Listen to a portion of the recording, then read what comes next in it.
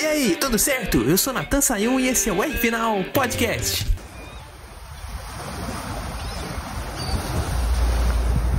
Qual foi, editor? Que negócio é esse de clima de praia no começo do podcast? A gente tá no Cerrado. E no Cerrado o que a gente teve não foi relaxamento.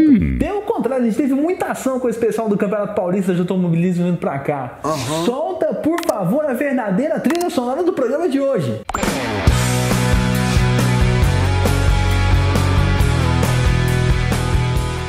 Agora sim, agora tá perfeito para dar meus destaques aqui. E vou começar pondo o pé na porta e dando o melhor deles, que foi, na minha opinião, a Fórmula 1600, a participação da Fórmula 1600. E você que é fiel aqui ao podcast fica se perguntando por que ele vai destacar uma categoria ao invés de uma participação de um piloto. Por duas razões. Uma, porque a gente teve várias categorias correndo no fim de semana só. A segunda é porque o estilo de corrida da Fórmula 1600 se encaixa bem no que eu quero falar de ação aqui. Principalmente o pega da corrida 1. Vamos colocar aqui que tinham 5 pilotos na briga pela vitória diretamente. Tudo isso por causa daquele maravilhoso jogo de vácuo que dava emoção naquele final de reta. A gente tem que lembrar que Goiânia tem uma reta de 1 km, então, em descida. Então aquele jogo de vácuo podia, com aquele movimento, né, com aquele tipo de arrasto aerodinâmico, ou falta dele no caso, podia causar qualquer coisa. Vamos dizer assim que o terceiro pegasse muito vácuo para conseguir passar os dois. E ali a gente ficava na expectativa para isso. Fora as brigas internas daquele miolo do circuito que também tinha os carros juntos. E apesar da, vamos dizer, a punição para os dois primeiros colocados naquela bateria, que foram o Marcel Facchini e o Eduardo Yamamura, a gente teve um pega muito legal. Para mim foi o ponto alto do fim de semana, foi ver aqueles carros correndo e disputando a vitória. E ainda mais porque a gente teve uma máxima do automobilismo de Fórmula, né? Principalmente nos carros, se a gente for falar aí, eu fazer aqui uma comparação de Fórmula Indy, que é o que a gente chama de Last Lap Pass em inglês, que é uma ultrapassagem na última volta. O líder perder a liderança na última volta para quem tá atrás. E olha, já que o pessoal da Race TV tava rasgando o inglês lá, o Tadeu Sadeg e o Silvio Novembre, tá aqui uma expressão nova para vocês usarem nas próximas transmissões de vocês. Por favor, usem o Last Lap Pass em homenagem ao R Final, cara. Aí eu acho que a transição de vocês vai ficar ainda mais amazing, como diz o grande Tadeu. Vem pra cima o Facchini, vem pra reassumir e assume amazing de ultrapassagem, traz com ele. Tá aí, tinha que colocar um trechinho da transição oficial. E olha, vamos ouvir os pilotos aqui que a gente entrevistou, porque teve uma coisa muito interessante. Eu falei da punição que o Marcel tomou, e na minha opinião foi uma punição muito peculiar e até muito raiz, né? Porque não é todo dia que você vê um piloto sendo punido por dar uma volta a mais na pista depois que a corrida acabou. Eu fui atrás para entender isso, para ver o que tinha acontecido de verdade. E o Marcel me deu o simples parecer lá no sábado à tarde, um pouco depois ali da prova da 1600.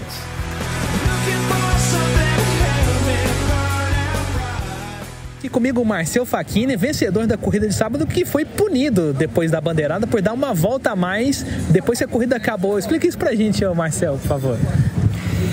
A corrida foi boa, liderei a todas as voltas. No final da corrida, como eu estava disputando, teve uma relargada e aqui tem muito vácuo por causa de retas muito longas, eu acabei perdendo a primeira posição. E aí eu acabei disputando com o cara e na passagem da bandeirada, eu e ele não vimos que tinha a bandeirada. E acabamos dando uma volta a mais. E essa volta ocasionou 20 segundos de penalização, onde me colocou no sexto no geral e no segundo na minha categoria. Amanhã eu largo em sexto e quem sabe vamos pra cima e dá pra ganhar a corrida. Vamos ver o que pode acontecer. A disputa de vocês é amanhã e mais 2 em Interlagos, né?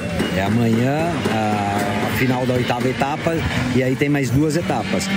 A final 23 de dezembro é Interlagos e a de novembro tá a definir ainda qual pista será. Beleza.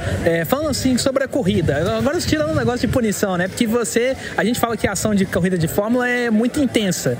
E você se livrou de um problema de 2 problemas, na verdade, né? Que era assumir a ponta e se livrar do terceiro colocado que tava pegando no seu pé.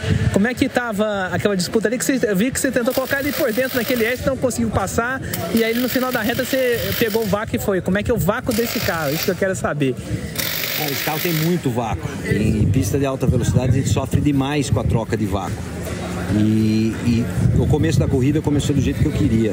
Eu abri ali uns 2, 3 segundos e o pessoal não conseguia mais pegar o vácuo para ultrapassar. Depois do safety car, tudo mudou, apertou.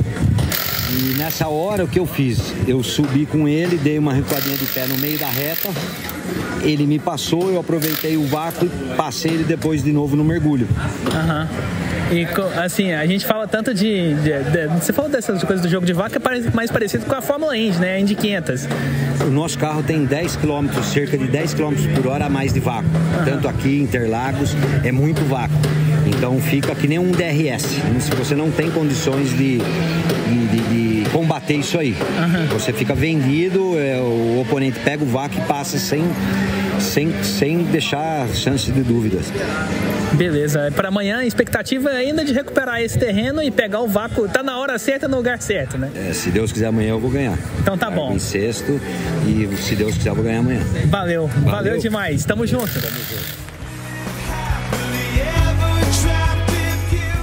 Aí você ouviu o Marcel Facchini e bora enfatizar mais uma vez o comentário que eu fiz lá, porque é um tipo de vácuo a Indy 500, você tem que estar no lugar certo na hora certa. Foi a mesma coisa que aconteceu com o Facchini na corrida de domingo, de manhã. Ele estava liderando, teve uma pressão danada ali do Lucas Freitas e teve que se segurar o máximo possível para conseguir a vitória. E conseguiu fazer, e ainda mais porque foi por 38 milésimos de diferença. E dessa vez os dois sabiam que era a última volta, tava de boa. Ninguém tomou punição por causa disso não. E falando aqui da pilotagem do Facchini, fica uma crítica e um elogio desse final de corrida 2. A crítica é por causa das espalhadas que ele deu. A curva 1 dele foi muito boa, ele segurou bem a tangência que ele queria defender, inclusive até dando uma guinadinha para a esquerda para impedir um ataque maior do Lucas ali, para diminuir um pouco do campo de ação do Lucas. Eu não sei se isso foi proposital ou não, mas essa foi uma boa manobra.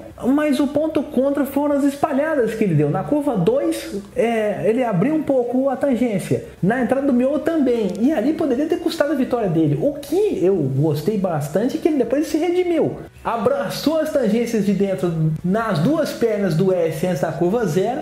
E pra mim foi aquilo lá que fez ele ganhar a corrida, porque apesar do Lucas ter chegado bastante na entrada da reta, ele já tinha feito umas curvas boas, inclusive depois disso a curva 0 dele também foi sem espalhar. Então na minha opinião, assim que se ganhou a corrida. Apesar do cara ter chegado ali com toda a potência do vácuo que tinha naquela reta, os pequenos detalhes fizeram a diferença literalmente. E falando em pequenos detalhes que fizeram a diferença, rapaz do céu, isso se encaixa perfeitamente na estrutura do cockpit do próprio Fórmula 1600.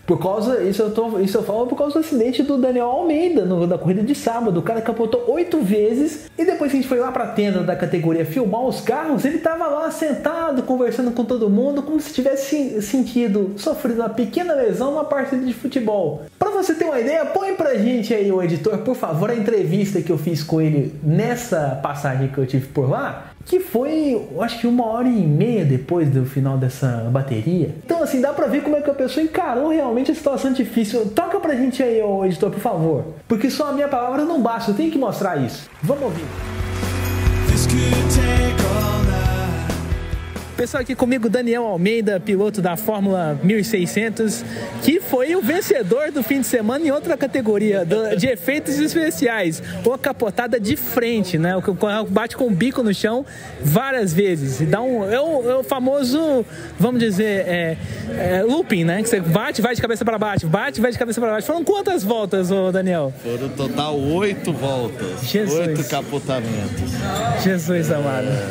Graças a Deus, só um pouquinho de dor no corpo, o carro é muito seguro, isso aí é o que é mais importante para nós. E falando aqui da corrida de amanhã, você tem alguma expectativa aí para recuperar esse tempo perdido? Não, amanhã a gente infelizmente não vai conseguir entrar por conta do carro e por conta do piloto também, totalmente sem condição. Imaginei.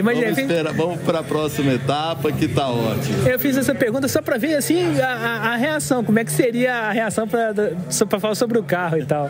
Mas como é que foi o toque? O toque foi com quem? A capotagem? meu amigo, irmão, é considerado ele como irmão, é o Rafael Zolini. Rafael Zolini. Infelizmente, qualquer um daqui, eu gosto de todos, mas assim, a gente mora na mesma cidade, convive no mesmo ambiente, praticamente uma família, eu e ele. Infelizmente foi nele e eu fico um pouquinho mais chateado o fato de ter sido ele. Mas tá tudo bem, já conversamos e a gente vai... Espero que o carro dele esteja bem, que ele está bem e que ele continue, e vou torcer por ele amanhã.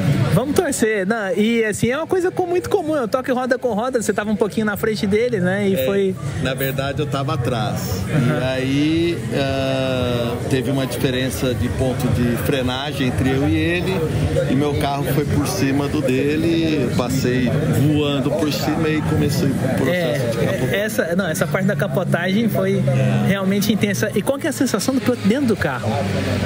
Ali passa tudo e demora para terminar. É mesmo? Então a gente tem que ter a consciência de que está num acidente e que é grave e você tentar salvar a tua vida, recolher dos braços, jogar no peito e esperar. Infelizmente tem que esperar acabar. Aí na hora que acaba a gente respira, fala tá tudo bem, mexe a ponta do pé, mexe a mão para poder dar continuidade no processo de salvamento, passar tranquilidade para a equipe de resgate, que falar tá tudo bem, vamos lá. Isso é interessante que você falou aqui, porque o Grosjean, piloto da Fórmula 1, sofreu um acidente pesado e ele falou que foram 30 segundos, né, entre o tempo dele que ele bateu e o tempo do resgate. Sim. Mas na cabeça dele foi 1 minuto e meio. Sim. Que ele saiu, voltou. Isso foi uma coisa muito interessante que eu achei que para vocês a preparação física conta muito. É assim, eu preparo físico, lógico, eu tô muito longe do piloto de verdade, né? Mas assim, o fato de estar razoavelmente preparado para você, assim, eu consigo sair do carro com tranquilidade, pular daqui, eu senti cheiro de álcool, falei assim, pode ser que entre combustão, se entrar em combustão, tem que sair correndo, tudo isso eu tinha consciência daquele momento do que tinha que ser feito. Mas eu achei melhor esperar para não ter nenhum movimento brusco, falar com o pessoal do resgate, que aí sim a gente poder, o pessoal fazer o trabalho dele. Na verdade eu tive que acalmá-lo, porque foi meio assustador. Eu falei, tô bem, vamos lá, vamos dar continuidade. Mas tá tudo bom, só um pouquinho de dor. Vai doer mais, mas vai passar. O seu sorriso já fala tudo, que você tá de boa. Não, e assim, você acalmar os caras, é porque geralmente quando tem alguma coisa forte, na estrada mesmo, a pessoa que socorre é a pessoa que acalma. Isso aí. Não é a pessoa que sofre um acidente. Exatamente. Eu já tive que socorrer gente em estrada e onde você tem que chegar e ter o comando da situação. Você temos que manter a calma, a consciência, analisar o que pode ser, quais os outros riscos, outros acidentes podem vir por conta daquele. Então é sempre assim, tem que ter muita consciência. E eu sempre fui um cara preocupado com segurança da categoria de uma maneira geral. Fiquei chateado com o primeiro acidente, que foi do Igor Costa. Falei, puxa vida, isso tem que parar. E aí acontece 1000 vezes pior do que talvez um dos mais impressionantes da categoria até hoje. E assim, que não é para acontecer, mas acontece, são corridas, né? Acontece, não, mas isso aí tem sempre a próxima, graças a Deus, Deus protege ainda. E aí a gente sai e vai pra próxima aí com todo o gás possível. É isso aí. Obrigado, cara. Boa sorte aí na volta sua e boa recuperação. E vamos pra cima. Vamos. Obrigado. Aí você ouviu o Daniel Almeida na maior tranquilidade. E eu encontrei com ele depois, hoje, eu tô gravando isso domingo à noite, eu encontrei com ele na hora do almoço, e ele só tava com uma pequena dificuldade ao andar e tocando a vida normalmente, tava mexendo no celular dele. Inclusive à noite, no sábado à noite, depois que eu postei as fotos da entrevista, ele repostou o meu post, pra você ver que não teve nada de grave. O carro de Fórmula 1600, como a gente vê num carro de Fórmula 1, assim como um carro de Fórmula 1 é um modelo bastante seguro e teve ali a proteção bem efetiva desde da área que vai dos pés do piloto até o halo, que protege a cabeça. O estilo de corrida é a Fórmula Indy e parece que a segurança também, né? O piloto sai andando, assim como a maioria das pancadas em ovais. top. Agora, se a minha intenção aqui foi falar de ação, vamos falar da MG Cup, cara, porque o Fernando Júnior não teve um momento de paz na segunda prova do fim de semana. Foi ameaçado pelo Vitor Amorim, foi ameaçado pelo Pietro Ventura no final da prova, mas a ameaça maior foi com o Adriano Rabelo, né? Porque o número 33 estava com tanta fome de assumir a ponta que ele preferiu fazer uma ultrapassagem, tentar fazer uma ultrapassagem com rodas na grama do que ficar mais uma volta atrás do número 19. E nisso aí eu entendo a fome de vencer, eu entendo que o cara estava agitado, que a briga pela liderança estava intensa, mas se fosse a abertura da última volta, eu não acharia um ponto legal de se ultrapassar. Tudo isso por causa daquele filetinho de grama que é a marcação daquele limite lateral da pista. Passando aquele filetinho, a chance de perder o controle do carro é grande. Acontece o que aconteceu com o Rabelo. Passa reto e acaba batendo. E por que eu falo que foi um momento arriscado? Porque o Fernando já tinha fechado um pouco a porta pro lado de dentro. E na minha opinião, o ideal seria ele recuar um pouco, né? Se posicionar atrás do piloto do carro 19 e tentar fazer a primeira curva por fora ali para até assustar um pouco o Fernando e se posicionando atrás ele continuasse fazendo pressão para tentar uma ultrapassagem em algum momento. A gente tinha ainda muito tempo de prova, mas não, ele queria achar um ponto ali mesmo com o cara espremendo e não deu certo. Para mim não foi um erro infantil, esse um erro pode acontecer, ainda mais no embalo da disputa, mas pode acontecer, né? É um erro evitável para um piloto de tanta experiência quanto é o Adriano Rabelo. Tanto que o Pierre Ventura também tentou roubar a posição do Fernando no finalzinho e quando viu que o Fernando estava tentando proteger a linha de dentro, ele recuou e foi para a linha de fora tentar mais alguma coisa. Não conseguiu assumir a ponta, não conseguiu ganhar a corrida no photo finish, mas tirou o carro quando viu que não tinha mais posição favorável. E eu achei uma manobra inteligente, mas depois eu quero ver a sua opinião. Será que o Pierre fez o certo em recolher o carro? Será que o Fernando também fez o certo em fechar toda a linha de dentro? Considerando a distância aqui, ele estava na frente. Vai lá no meu Instagram, @NatanRFinal, para comentar no post que eu fizer sobre isso e também comenta lá no chat do portal ITV High Speed, que compartilha o nosso podcast toda semana. E lá também tem o chat para você dar uma comentada. Mas falando aqui sobre estratégia defensiva que deu certo, eu acho que não foi nem a do Fernando Júnior, não. Foi a do Mário Delara, que conquistou o título o título dos Rookies da H Racing Cup, que ele iria ganhar na geral e de repente ele deu uma moscada no ponto de vista de quem estava assistindo. Perdeu a primeira posição pro Vitor Andrade, depois perdeu logo em seguida o segundo lugar pro Marcos Índio e chegou na terceira posição, conquistou o título tudo, mas não teve a vitória na geral, né? E a gente sabe que o piloto que corre na categoria abaixo e tá correndo junto com o pessoal da categoria principal, quer ganhar na sua subcategoria e quer ganhar na principal, quer ser o primeiro a receber a bandeira quadriculada. Isso a gente vê na NASCAR Brasil, na Turismo Nacional, na Copa Shell HB20, é muito comum. E eu achei que o Mário Delara também estava com essa intenção e tinha perdido um pouco do foco na hora que perdeu esses 2 primeiros lugares. E aí ele foi me explicar a sua estratégia. Põe pra mim aí, ô editor, por favor. Pessoal, aqui comigo o Mário Delara, campeão da primeira temporada da H Racing Cup na categoria Rookie, com 2 troféus na mão, um de terceiro lugar e o do título. Já aqui uma boa forma pra gente começar o nosso podcast de hoje. Mário, conta pra gente como é que foi essa temporada da H Racing Cup e como é que foi essa corrida de hoje aqui. Pô, primeiro eu tô muito feliz com o ano, minha primeira vez correndo, nunca tinha corrido, entrei na H-Racing mais querendo brincar, quando vi tava com um ritmo bom e agradecer meu coach Israel Favarin, que me deu um suporte muito grande durante o ano e chegamos nessa última etapa brigando pelo título e porra, foi uma corrida muito dura, mas eu larguei na frente, consegui segurar, tô bem feliz com o resultado. E falando dessa disputa, que todo piloto da Rookie quer ganhar na geral sempre, você foi ultrapassado pelo Vitor e depois pelo Marcos. Não, eu tava zero preocupado com a geral. Eu tava olhando pro meu concorrente lá atrás. Eu deixava os caras passar. Eu queria o título, eu não queria vencer a prova. Ah, então tá bom. É que a gente vê aqui a gente vê no ano inteiro o pessoal brigando ferrenhamente aqui e fala, nossa, mas tem estratégia envolvida nisso? Tem bastante estratégia, cara. Manda um abraço pro pessoal que tá assistindo R Final. Vou mandar um abraço pro pessoal da R Final. Até mais. Tamo junto, cara. Valeu, tchau, tchau. Valeu.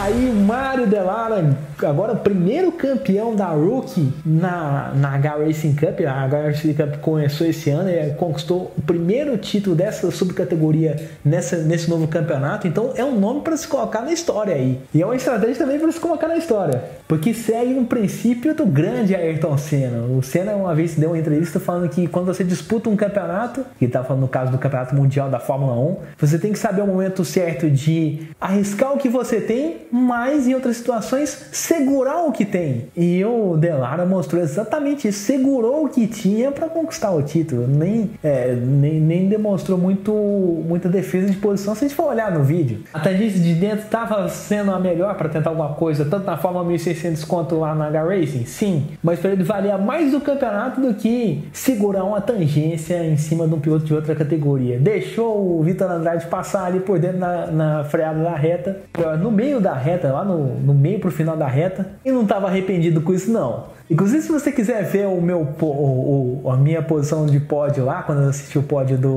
da H-Racing Cup, eu postei no meu Instagram, coloquei ali a foto do Mário Delara perto de mim, então dá uma conferida lá, @NatanRFinal, Natan com TH. Como também uma coisa que você pode conferir no @NatanRFinal, é uma entrevista que o Gabriel Robe deu pra gente durante a semana passada. O vice-líder da Stock Car contou pra gente que gostava muito do circuito do Velocitar, que onde a Stock Series ia correr nesse fim de semana, e estava bastante animado com isso. E eu fui lá e queria ver como é que ele se saiu, né? Inclusive venceu a segunda prova do fim de semana desse circuito em Mogi Guaçu, e foi uma vitória bem tranquila comparada à disputa do segundo lugar, porque Mugiati e Arthur Gama estavam brigando até. O Mugiati, inclusive, levou a melhor no final daquela bateria, mas também não foi um fim de semana que ele esperava, porque para quem estava atrás ali na luta pelo campeonato, ideal seria vencer as 3 provas, e ele terminou o fim de semana com uma vitória na segunda etapa, na segunda bateria, um segundo lugar na primeira e um terceiro lugar na quarta. Infelizmente não conseguiu terminar no pódio nas 3 corridas, muito menos vencer as 3 provas, e a consequência disso foi terminar o fim de semana 23 pontos atrás do Zezinho Mugiati na tabela do campeonato.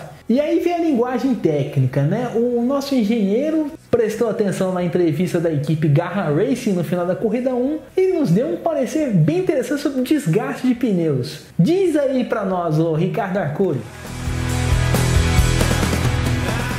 Olá, caríssimo Natan e amigos do podcast R-Final. Olha, Natan, essa pergunta ela precisa ser composta porque não é um preto no branco. Então, enquanto eu penso uma maneira de responder, DJ, só na caixa para me ajudar, bota uma música inspiradora para mim, por favor.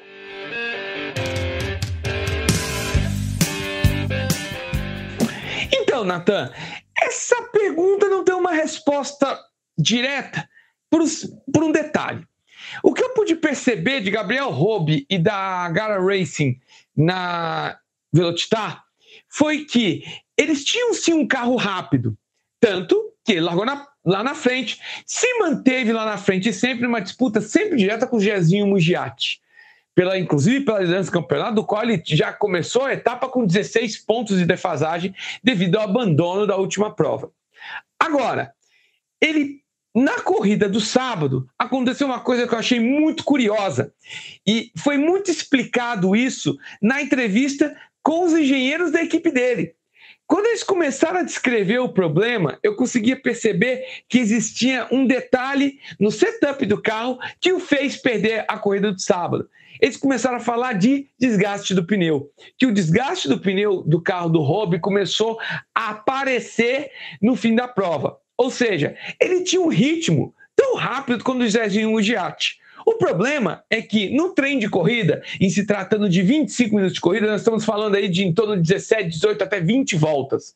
E aí, quando você está nessa situação, numa corrida onde você não troca pneus, apareceu o problema desse setup que eles estão usando. É um setup que ataca mais os pneus do que o setup que a W2 fez para seu competidor, seu rival direto, o Mugiati. E o que eu pude perceber por isso foi um desgaste do pneu que agora acabou aparecendo nas 5 voltas finais. Ou seja, os 2 carros desgastaram o pneu, mas o carro do Robe desgastou mais.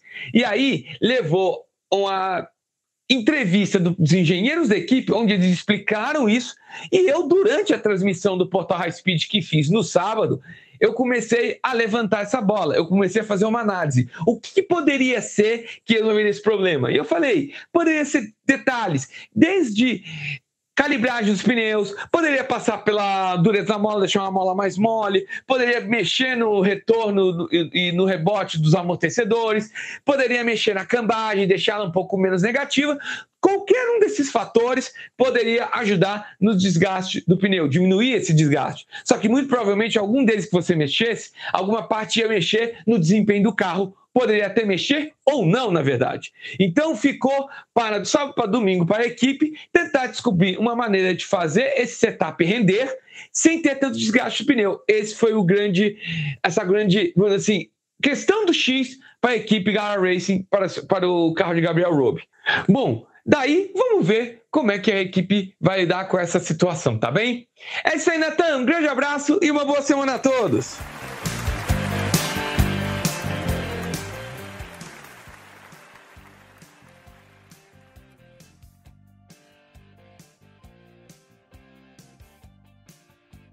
Tá aí o Arcuri dando a opinião dele. Vou falar pra você, assim, apesar da pista não tá tão quente quanto tava em Goiânia, não tem um sol a pino como era a pista de Goiânia, mas tem curvas técnicas que exigem muito da pressão dos pneus. Então eu acho que isso é que impulsionou o desgaste, na minha opinião, e fez o Robe ficar atrás do Zezinho Mugiati ali no final da primeira prova. O ponto a favor é que no sábado ele terminou o dia 30 pontos atrás, agora ele só está 23. Então oscilou na vice-liderança do campeonato, mas dos males o menor, saiu com a menor diferença de pontos do que tinha fechado no sábado. Sobre o meu prognóstico para a corrida de Cascavel, eu vou deixar para um outro dia, assim como também o especial da Copa Joy, cara. Fiz lá um apanhadão sobre os 200 km de Goiânia, mas isso merece um podcast só da Copa Joy. Então fique ligado aqui para não perder nada, como também fica ligado no meu Instagram, novamente, @NatanRFinal, no portal JW News, ali do meu amigo Fábio Santana, do Ramírez Moura, que eles têm muitas notícias boas sobre automobilismo,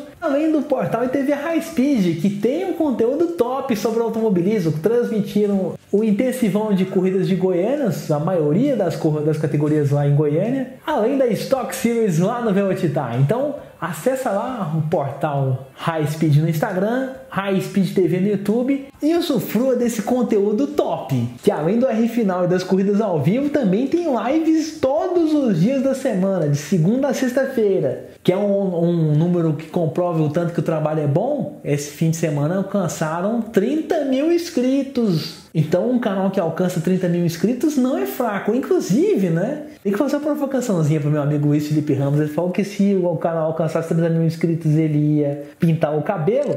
Então tem que cumprir. E olha só, a gente tem até a tinta para ele pintar o cabelo, rapaz. Olha o sprayzinho pronto para ele usar. Agora é com você, Luiz. Quero ver na próxima live que a gente for fazer. Por hoje aqui no R Final, até a próxima e um grande abraço.